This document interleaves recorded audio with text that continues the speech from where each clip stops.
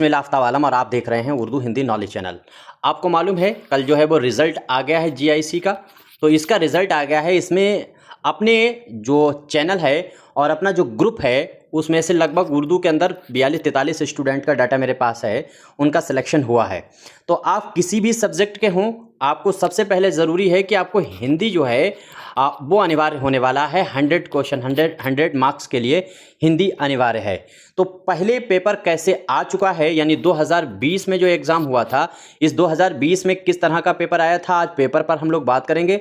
इसको हम लोग बाद में हल करेंगे, हम इसको हल करवाएंगे। ये पूरा पेपर अगर आप देखेंगे तो इसमें उर्दू वगैरह सब चीज़ का है, पेपर उर्दू भी है और साथ साथ में जो है वो हिंदी का भी पेपर है। एक चीज़ आपको मालूम है, हमने आपको बताया कि 100 नंबर का जो है वो हिंदी होने वाला है और उर्दू जो है ये जो है वो आपके सामने जो होने वाला है वो 200 नंबर का होने वाला है। कुल मिलाकर के ये 300 नंबर का पेपर होने वाला है। इसके लिए 2 घंटे हिंदी के लिए दिए जाएंगे, उर्दू के लिए 3 घंटे दिए जाएंगे।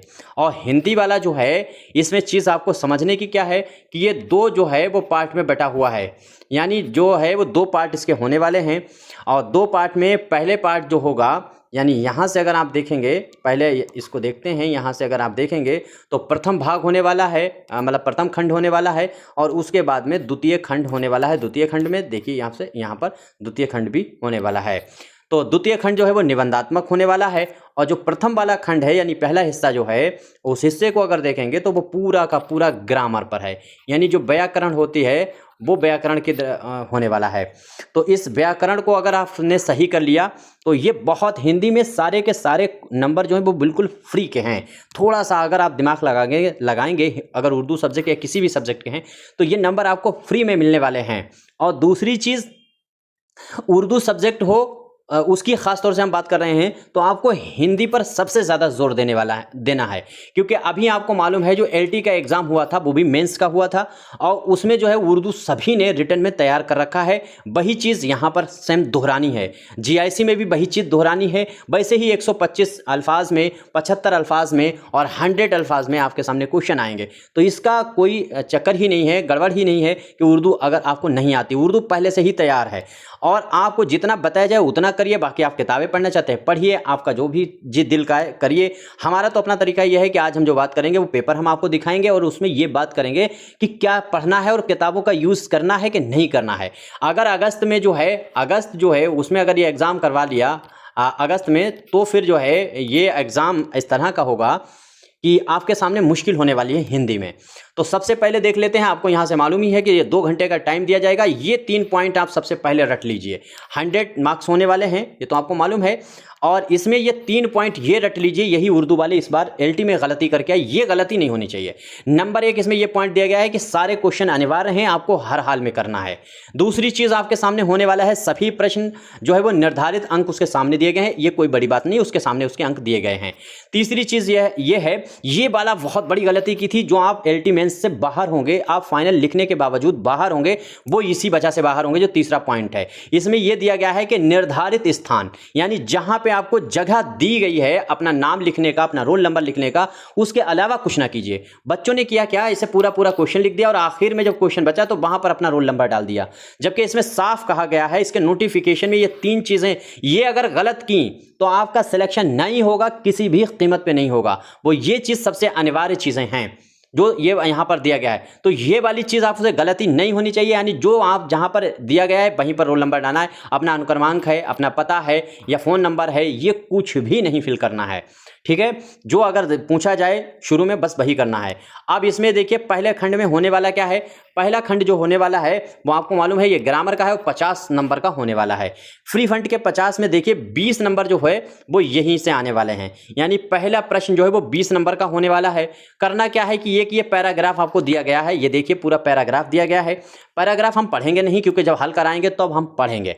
आज हम हल नहीं करा रहे हैं, सिर्फ अपने बच्चों को दिखा रहे हैं कि कैसे पेपर आएगा और पूरी तैयारी हम लोग अपने चैनल पर फ्री करेंगे। बाकी आप जो है इसके नोट्स अगर आएंगे तो वो आप ले सकते हैं, आपका दिल करे हैं अपने चैनल पर जुड़ने के लिए, सब्सक्राइब कर सकते हैं। आपका जो भी दिल करे, जुड़ना चाहें तो जुड़ना चाहें, नहीं जुड़ना चाहें तो कोई बात नहीं, अच्छी लगे तो लाइक करें वरना डिसलाइक करें। तो यहाँ से जो है वो ये प्रारंभ होगा, यानी शुरू होगा पैराग्राफ। पहला पैराग्राफ आपके सामने रखा जाएगा। कितने नंबर का होने वाला है? 20 नंबर का पैराग्राफ। आप देख लीजिए, आप पढ़ के देख सकते हैं पैराग्राफ। और इस पैराग्राफ में यही दिया गया है, एक महान यथार्थवादी लेखक की यह विशेषता होती है कि उसके द्वारा अर्जित परिस्थितियों और चरित्र का स्वाभाविक कलात्मक विकास यदि उसके स्वयं अपने प्रिय पूर्व, यानी ये हम पूरा पैराग्राफ नहीं पढ़ेंगे, इस पैराग्राफ को आप देख सकते हैं। ठीक है, पूरा पैराग्राफ आप पहले देख लीजिएगा। पैराग्राफ को आपको 3 बार पढ़ना है हर हाल में। आप किसी भी सब्जेक्ट के हैं, चाहे आपका कोई भी सब्जेक्ट हो, अगर हिंदी में आपसे पूछा ही जाएगा तो पैराग्राफ को आपको 3 बार जरूर पढ़ना है, हर कीमत पर पढ़ना है। शुरू में सबसे पहले पैराग्राफ ही आपको पढ़ना है। यहाँ पर वो नहीं करना है जो अमूमन आप करते आते हैं, पैराग्राफ पढ़ते हैं, फिर क्वेश्चन पढ़ते हैं, फिर पैराग्राफ पढ़ते हैं, फिर क्वेश्चन में ढूंढते हैं।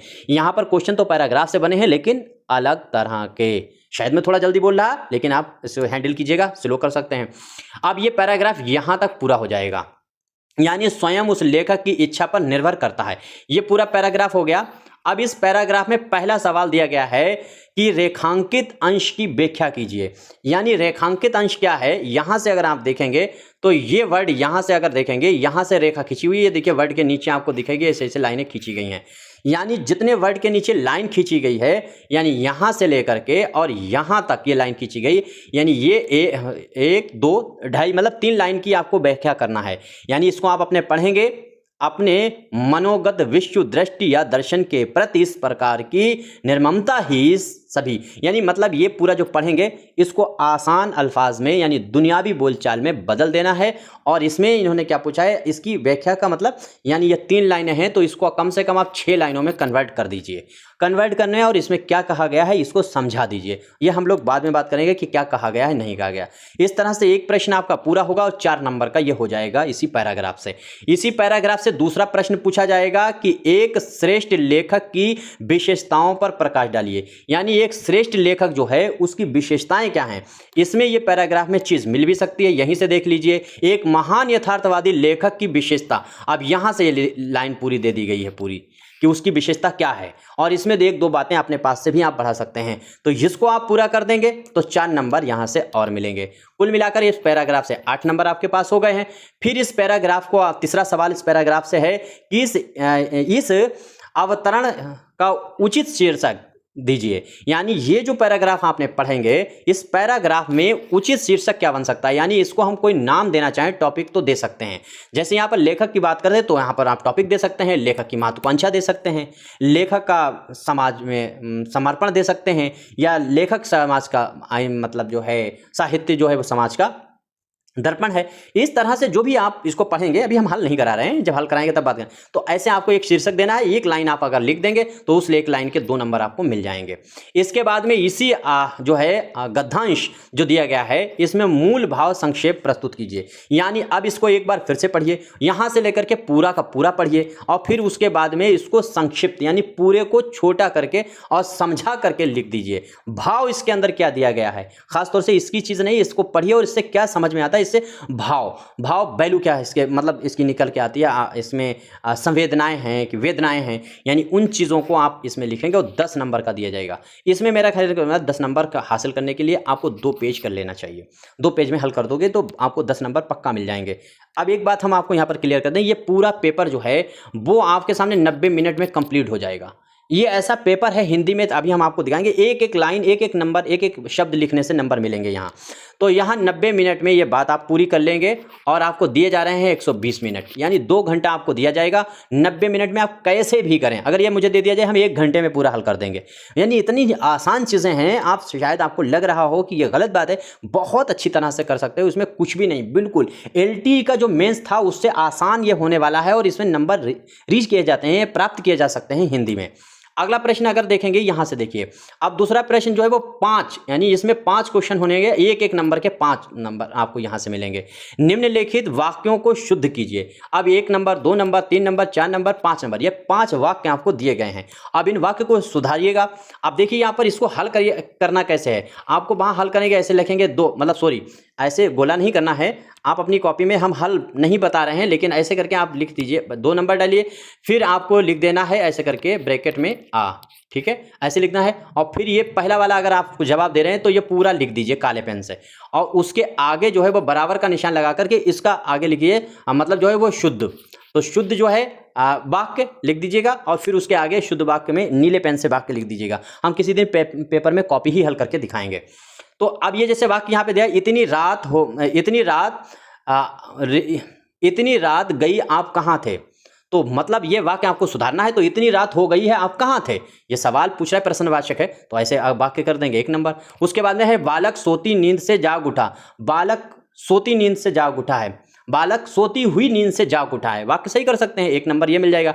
ऐसे ही हमारे पाठ्यक्रम के 2 भाग हुए हैं, हमारे पाठ्यक्रम के 2 भाग हैं, ऐसे करके आप वाक्य सुधार के, मतलब एक वाक्य अगर पूरा कर देंगे तब भी ये 5 नंबर यहाँ से मिल जाएंगे। वाक्य देख लीजिएगा, हम जब हल कराएंगे तब हम बात करेंगे इस पर। अभी हम टेक्निकल चीज़ें खाली पेपर देख रहे हैं मोटा मोटा। उसके बाद में ये देखिए 5 शब्द, ये हम आपको करा भी चुके हैं, देखिए ये वाला चैप्टर हम आपको करा चुके हैं, वाक्य का शुद्धिकरण और एक शब्द के अनेक अर्थ वाला वाक्य, ये हम चीज़ करा चुके हैं। और ये वाला भी जो आप देख रहे हैं ये भी हम करा चुके हैं, यानी जो है एक जो है बहुत प्रचलित पर्याय, तो पर्यावरण जो है पर्यायवाची जो होते हैं उनका एक लिखना है। जैसे अर्क का पर्यायवाची जैसे रस लिख सकते हैं, मतलब अब इसमें भी भाई आप अर्क ऐसे करके लिख देंगे और फिर इसमें बराबर का निशान लगाकर नीले पेन से इसका आगे उत्तर लिख देंगे, फिर बा डालेंगे और बा के आगे जिसमें मापदंड इसमें दिया है तो उसका पर्यायवाची क्या है वो लिख देंगे, इसके बाद में इसका पर्यायवाची, यानी एक शब्द लिख देंगे, यहाँ 5 नंबर आपको मिल जाएंगे। इसमें है ही क्या, इसके बाद में एक नंबर में ये देखिए ये कहावतें दे दी है, एक लाइन में आप लिख देंगे 5, यानी पहले ये कहावत लिखेंगे आ डाल के, उसके आगे बराबर निशान लगा करके उसका अर्थ डाल करके और उसका एक्सप्लेन कर देंगे कि ऐसा कहावत ऐसे है। जैसे 1 और 1 11 होना, तो ठीक है, मतलब 1 और 1 11 होना पहले लिखोगे बराबर डाल करके कि इसका मतलब क्या है, मतलब उसके बाद में इसका एक्सप्लेन। थाली का बैंगन होना, इस तरीके से ये 5 कहावतें 5 लाइनें 1 नंबर का ये हो जाएगा। इसके बाद में एक नंबर के ये 5 क्वेश्चन आपसे होंगे, यानी समस्त जो है पदों का विग्रह कीजिए। ये पद आपको दिए गए हैं, इनका विग्रह आपको कर देना है। 5 ही शब्द दिए हैं, इन 5 का विग्रह, उर्दू अगर आप जानते होंगे तो लफ व नस्र, ये लफ दिए गए हैं सब, इनका नस्र बना देना है, यानी एक शब्द के लाइन पूरा सेंटेंस इसका लिख देना है कि क्या है। जैसे लक्ष्य भ्रष्ट, ठीक है, तो भ्रष्ट लक्ष्य, इस तरीके से। जैसे जलवायु, जल और वायु, यानी इसका आगे इस तरीके से आप कर देंगे, हम इस पर बात करेंगे जब पढ़ाएंगे। तो ये वाला भी चैप्टर हम लोग पूरा कर चुके हैं अगर आपने देखा होगा। इसके बाद में ये देखिए ये कितना आसान सा सवाल है, 6 नंबर, यहाँ पर भी एक नंबर में आपको एक लाइन लिखने पर एक नंबर मिलने वाला है। तो ये क्या है, इसमें देखिए 5 सवाल यहाँ दिए गए हैं, तो इसमें 5 सवाल कौन कौन से हैं ये देख लीजिए आप एक बार। इसमें जो 5 सवाल दिए गए हैं तो सबसे पहला यही दिया गया है कि भक्ति काल के ऐसे प्रमुख, आप सवाल सही से पढ़िए, ऐसे प्रमुख कवि का नाम लिखिए जिन्होंने उत्तर प्रदेश के 2 मुख्य बोलियों में रचनाएं की हों। तो उत्तर प्रदेश की बोलियां भी ध्यान में रखिए और उत्तर प्रदेश में जो पैदा हुए हैं कवि भक्ति काल के वो उन्होंने लिया होगा। जैसे कबीरदास हैं, तुलसी हैं, सूरदास हैं, या फिर मलिक मोहम्मद जैसी हैं, तो ये भक्ति काल के हैं। जैसे सूर, आपको मालूम है कबीर जो है वो खड़ी बोली और सदरकड़ी वगैरह मिला करके बोलता है, तो उसका नाम लिख सकते हैं, उसकी एक रचना लिख सकते हैं। या फिर जो है वो मलिक मोहम्मद जैसी का अगर आप लिखेंगे तो फिर उसकी पद्मावत लिख सकते हैं, वो अवधी भाषा में है। तो दोनों की भाषाएं भी अलग अलग लिख सकते हैं उत्तर प्रदेश के, और दोनों उत्तर प्रदेश में हुए हैं। यानी अगर आपने देखिए एक चीज़ आप हिंदी में ज़रूर पढ़ लीजिएगा, हम ही पढ़ा देंगे लेकिन आप एक बार पढ़ लीजिए, हिंदी साहित्य का इतिहास जरूर पढ़ लीजिएगा। हिंदी साहित्य का इतिहास जो है हाई स्कूल की जो बुक होती है हिंदी की, उसको एक बार पढ़ लीजिएगा, ये पेपर पूरा का पूरा हल हो जाएगा अगर सही से पढ़ लें। वरना हमारा अपना नज़रिया है कि आप बुक के चक्कर में ना पढ़ें, हम जितना पढ़ा रहे उतना समझने की कोशिश करें, या फिर आप बहुत ज़्यादा किसी की डिटेल में बुक, जो होशियार एडवांस बनेगा वो बाहर हो जाएगा एग्जाम से, आप हर हाल में बाहर हो जाएंगे अगर एडवांस होशियार बने। तो हिंदी साहित्य जो है, जैसे रामचंद्र शुक्ल हैं तो उन्होंने हिंदी साहित्य का इतिहास लिखा है, चाहो तो उसे पढ़ सकते हो, लेकिन इतनी मोटी किताब है वो 1 महीना में आप कंप्लीट नहीं कर पाएंगे।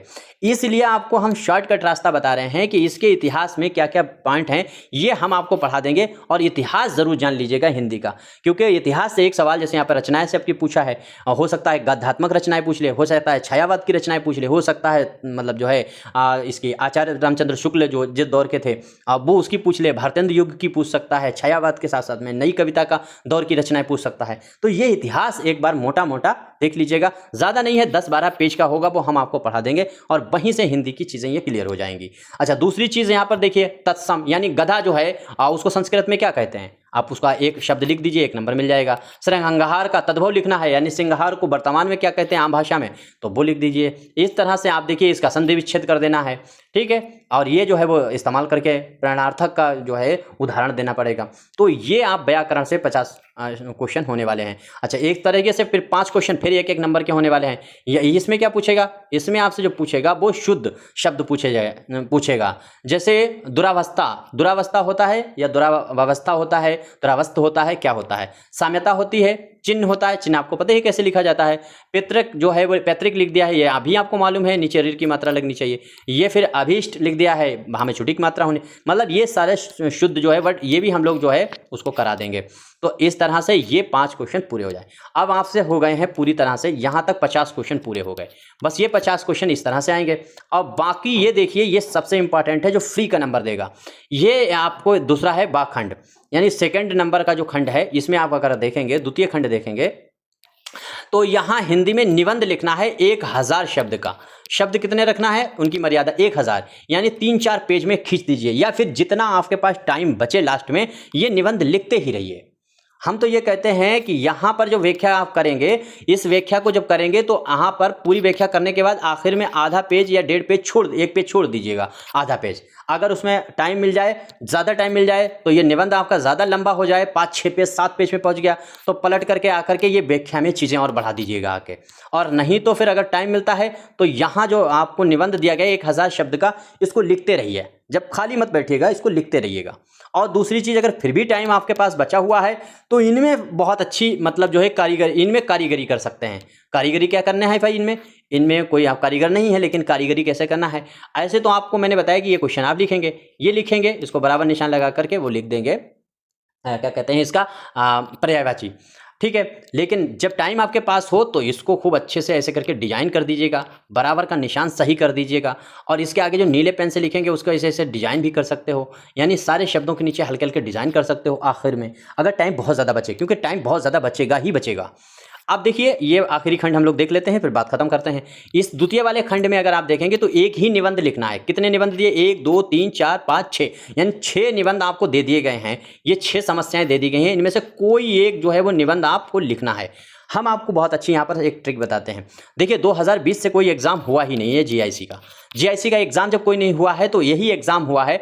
अब ये 6 के 6 जो हैं ये निबंध तैयार कर लीजिए, सारे निबंध ये 6 के 6 तैयार कर लीजिए। हर निबंध आप कम से कम जो है मेरे ख्याल से 10-10 पेज में लिख डालिए। ये 10-10 पेज में सारे निबंध लिख लीजिए और इनका खूब रिवीजन करते रहिए। यही इतने ही निबंध तैयार कर लीजिए। होगा ये कि अगली बार ये जो आएगा एग्जाम जो आप देने जाएंगे, इसमें फिर ऐसे ही 6 दिए जाएंगे। इसमें हो सकता है 3 नए दे दे और 3 इसी में से उठा कर दे दे, हो सकता है 4 आपको नए दे दे, 3 इसी में से 2 इसमें से उठा कर दे दे, हो सकता है 5 आपको बिल्कुल नए दे दे, 1 ही इसमें से उठाए।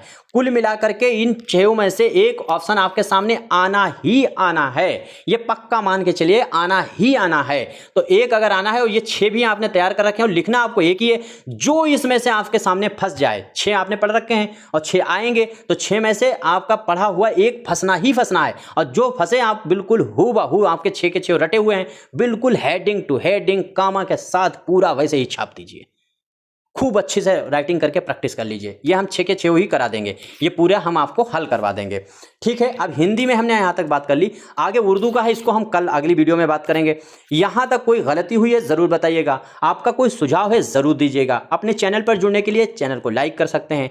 अच्छा, जो टीजीटी और पीजीटी की नई वैकेंसी जो आने वाली हैं, इन वैकेंसियों के चक्कर में अभी मत पड़िएगा।